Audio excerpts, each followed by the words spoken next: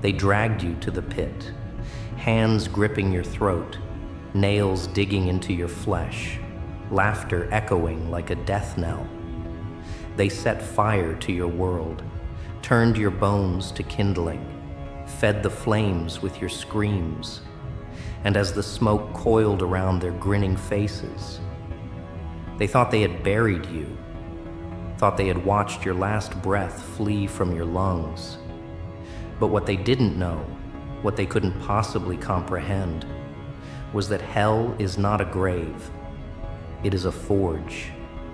And they didn't kill you, they reforged you. You crawled through the agony, through the blistering heat of betrayal and the gnashing teeth of despair. Every wound they carved into you became a lesson, every broken piece a sharpened weapon. The fire didn't consume you, it baptized you. And when you rose from the ashes, there was no trace of the one they had condemned. There was only the executioner they had unwittingly created. They should have left you alone. They should have walked away when you were still weak, when you were still pleading, when you were still human. But they lingered, feeding on your torment, reveling in your suffering. And that was their first mistake. Because now, you are the shadow that stretches across their nightmares. You are the whisper in the dark, the tightening of the noose they cannot see, but can already feel. Their sins are engraved into your memory, etched into your flesh, like battle scars. And you are patient. Oh, you are patient. You let them believe they have won. Let them bask in their illusion of victory. But deep inside, the storm rages, the hunger grows, the beast they tried to break now sharpening its claws. They sent you to hell, but you did not die there. No, you made hell your home. And now you carry its wrath like a sword, forged in vengeance, honed to perfection. You watch them from the abyss, studying their every move, memorizing their fears.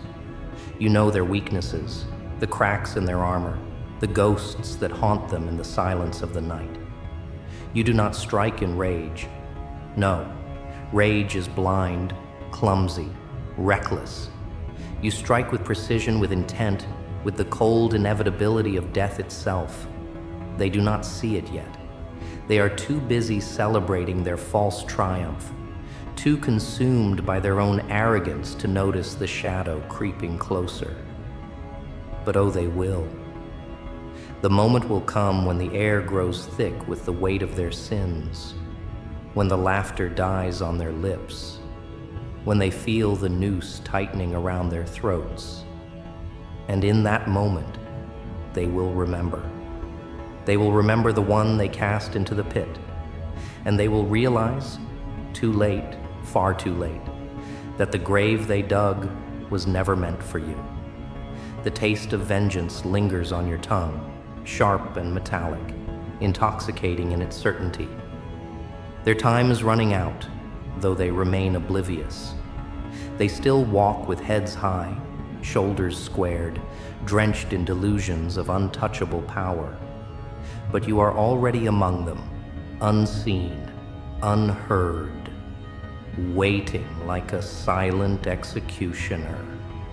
The echoes of your torment fuel your resolve, and every beat of your heart is a countdown to their reckoning. You do not seek justice. Justice is a game for the weak, a whisper in the wind that carries no weight in a world ruled by monsters. No, you are not here to play by their rules. You are here to unmake them, to show them what happens when the tortured refuses to stay chained, when the beaten refuses to bow.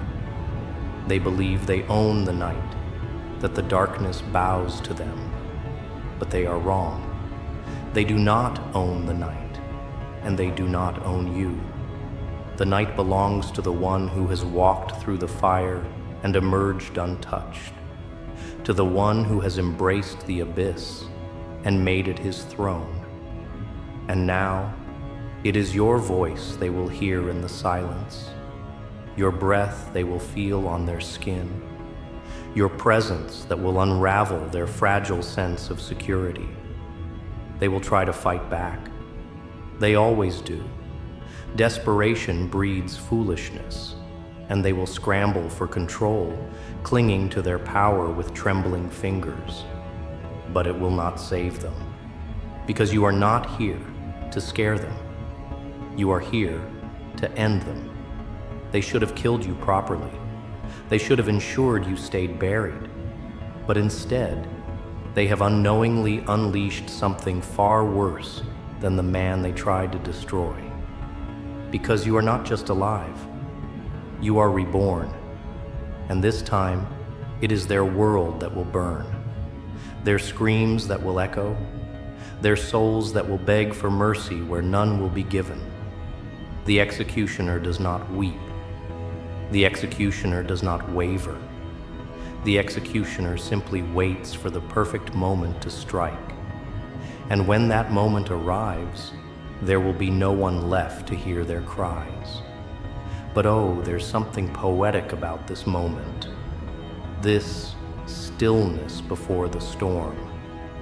The way they carry themselves, unaware that the air around them has thickened with fate. They have no idea they are standing on a trap door, that the floor beneath them is already crumbling. Their words are hollow, their laughter forced. They may not know it consciously, but somewhere, deep in their wretched souls, an unease has taken root, a feeling they cannot shake, a sense that something is terribly, terribly wrong. You see it in the way their hands twitch, the way their eyes dart over their shoulders when they think no one is watching. The fear hasn't fully bloomed yet, but it's there, a seed taking root in the pit of their stomachs. Soon, it will grow. Soon, it will consume them. They will call it paranoia. They will tell themselves they are imagining things. But you know better. You know it is the beginning of their undoing. Because the one they thought they destroyed is coming. And this time, there is no salvation, no reprieve, no last-minute redemption. There is only the reckoning. And oh, how sweet it will be. The silence before the storm is a cruel illusion, a whisper of calm meant to lull the ignorant into complacency. They still breathe easy, still move through their days untouched by the shadow creeping at their heels. But the noose tightens, the walls close in, and they are too blind to see it. The executioner does not strike without thought. No, every moment is calculated, every breath measured, every step placed with precision. They have not yet heard the final toll of the bell, but it rings for them, steady and patient, waiting for the perfect moment to usher them into oblivion. They believe themselves untouchable, draped in power, shielded by their influence. But power is a fickle thing, a mirage that crumbles beneath the weight of consequence.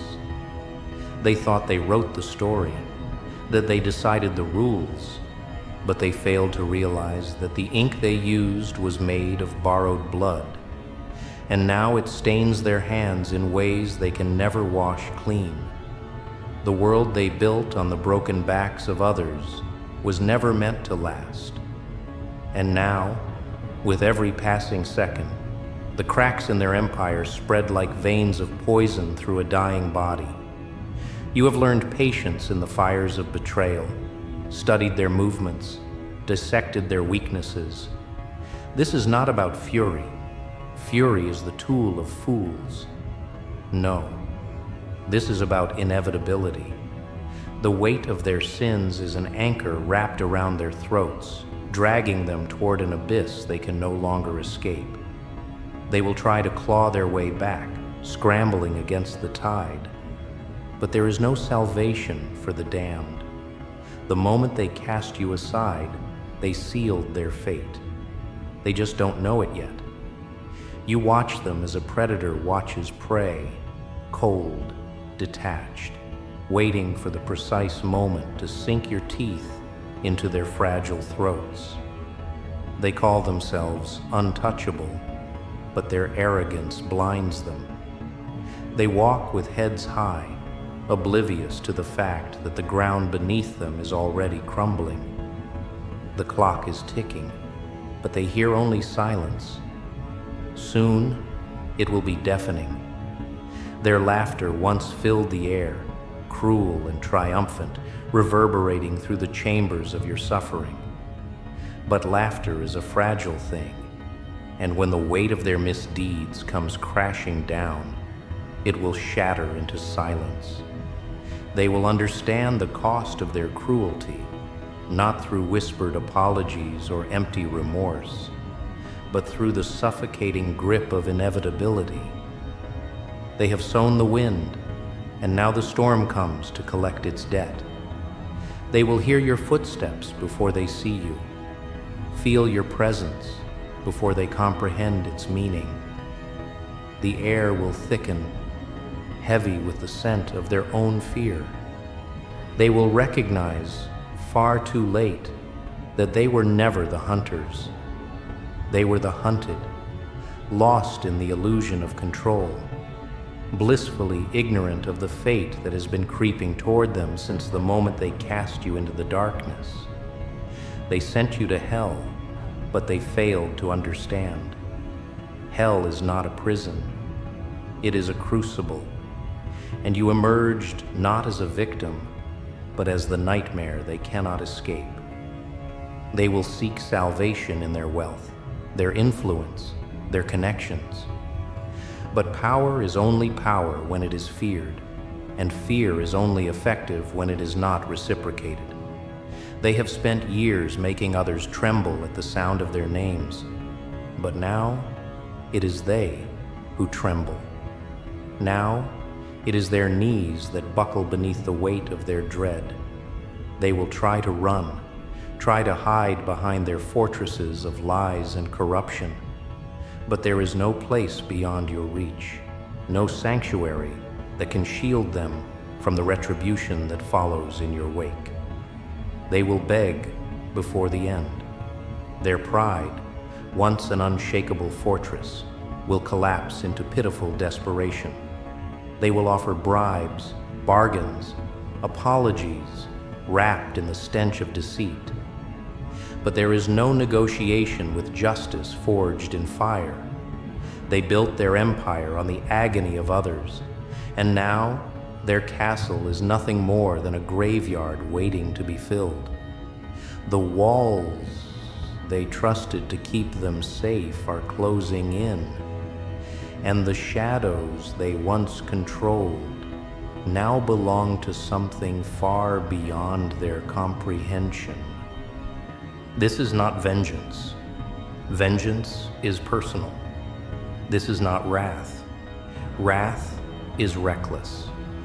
This is balance, the inevitable tipping of scales that have long been weighed down by their greed. They thought they could rewrite the rules, tilt the world in their favor. But gravity does not favor the arrogant. The higher they climbed, the harder the fall. And now, the impact is coming. Their whispers of dominance, once so confident, now crack with uncertainty.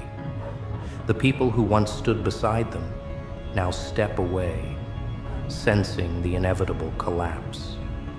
They will be abandoned by those they once called allies, for loyalty is a currency that quickly loses value when survival is at stake.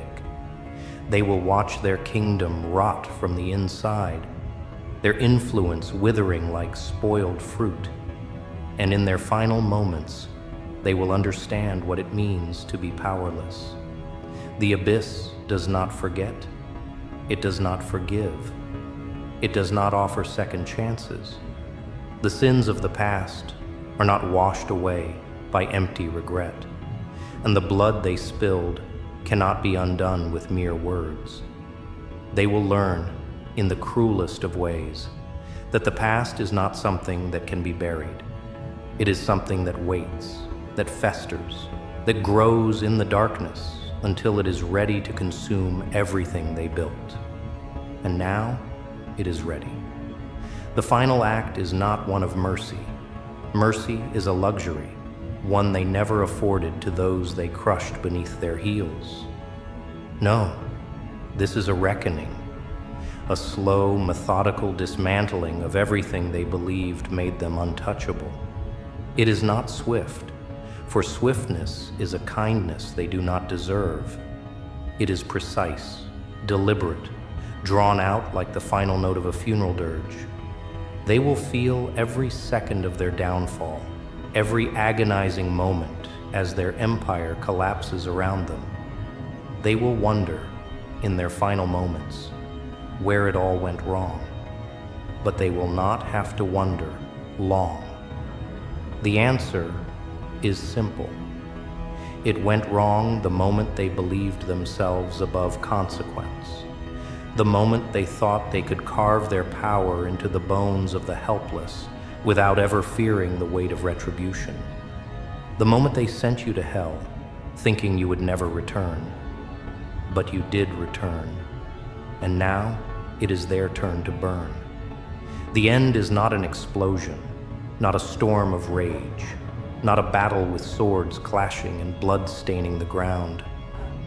No, the end is a silence so heavy it crushes the bones, a stillness that makes the air itself feel suffocating. It is the weight of inevitability pressing down on those who once thought themselves untouchable. They do not yet realize they are already ghosts, remnants of a time when they held power, when they walked unchallenged, when they whispered your name with mockery instead of fear. That time is over. Now, their name is nothing but a whisper lost in the wind. They tried to outrun fate, clawing at the illusion of safety, scrambling to gather the pieces of a world that is slipping through their fingers like sand. But fate is a patient predator. It does not chase, it waits. And you, the instrument of that fate, watch from the shadows, measuring every breath, every trembling step, every desperate glance over their shoulders. They know something is coming. They feel it like a sickness in their gut, a chill creeping through their veins, a pressure in their skull that tells them, this is the end. They remember the pit they cast you into, the fire they laughed over, the weight of their hands around your throat. They remember the way they walked away, their backs turned, confident that nothing could rise from the ashes they left behind. But here you stand, not as a relic of suffering, not as a ghost of vengeance, but as something more, something they cannot define, something that makes the air around you feel thin, something that does not belong to this world of men, but to the abyss itself. They try to beg, they try to plead, they try to speak words of remorse, to rewrite history, to paint themselves as misguided rather than malicious. They whisper apologies, voices shaking, hands raised in surrender. But you are no longer in the business of mercy. Mercy is a luxury of the unscarred, an indulgence of those who have never felt the cold grip of despair close around their throat. And you have felt it all. The agony, the humiliation, the loss of self, until you became something new, something beyond their reach, beyond their understanding, beyond mercy. There is no grand speech, no declaration of judgment, no need for explanation. Your presence alone is the sentence, your silence the final nail in their coffin. Their minds collapse before their bodies do, crushed beneath the weight of realization that this was never about vengeance. This was about something greater, about correction, about balance, about making the world remember that actions are not forgotten, that cruelty is not without consequence, that even the most powerful must answer to something. And today, that something is you. You see it in their eyes as they finally understand. The regret, the fear, the disbelief that their reign is truly over, that the world has shifted beneath their feet, that the tides have turned, that no matter how high they once stood, gravity has dragged them down to their knees. They had their time. Now, that time is gone. Their empire of arrogance, of deception, of stolen power crumbles with nothing but a whisper, a breath, a final moment of comprehension before the darkness takes them. And you do not celebrate. You do not gloat. You do not revel in the destruction. There is no satisfaction to be found in inevitability. This was never about pleasure. This was about what needed to be done. And now it is done. So you turn away, stepping over the remnants of those who once thought they could break you. The world feels lighter, the air clearer, as if the rot has been cut away, leaving only the raw, bleeding truth beneath. You walk into the night, not as a hero, not as a villain, but as something far more terrifying. A force that cannot be named, a shadow that cannot be caught, a lesson that will be whispered for generations to come. They sent hell to consume you, but they never understood. You were never meant to burn. You were meant to rise.